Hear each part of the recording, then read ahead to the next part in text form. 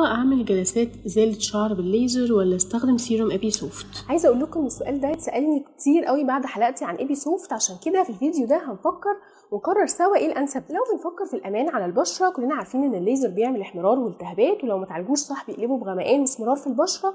ده غير انك لو بتعمليه في مكان مش نظيف وامين فانت بتعرضي نفسك لحدوث عدوى لا قدر الله.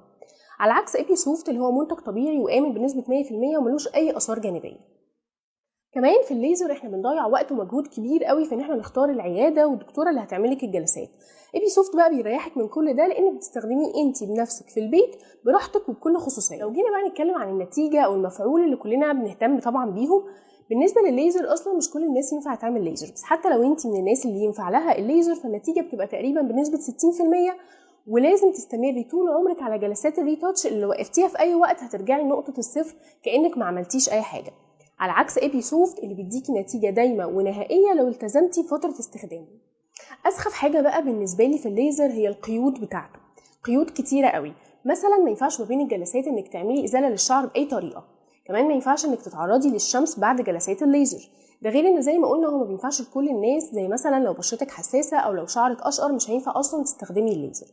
وبرده اكبر قيد فيه هي جلسات الريتاتش اللي بتفضل طول الوقت مكمله معاكي طول العمر وتكلفه مستمره ما بتنتهيش. لو جينا بقى نشوف ابي سوفت فهو ما فيهوش اي قيود، اي حد ينفع يستخدمه، كل انواع البشره وكل الوان الشعر ينفع تستخدم ابي سوفت من غير اي تفكير.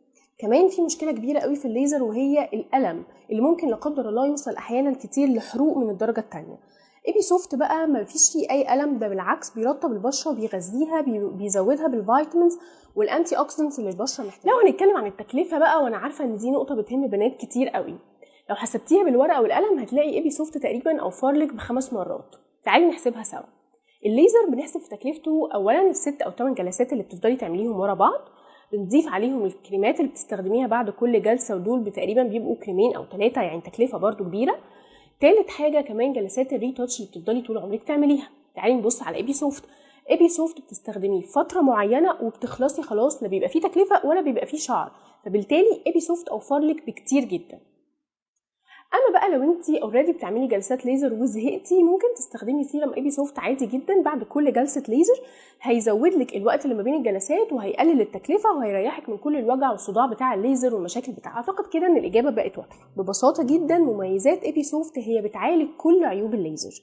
انا برشح لك سيرم ابي سوفت، استخدميه وبجد مش هتندمي. لو عندك اي سؤال اي استفسار عن السيرم، طريقه استخدامه، مكوناته، اي حاجه، سيبيلي كومنت في التعليقات.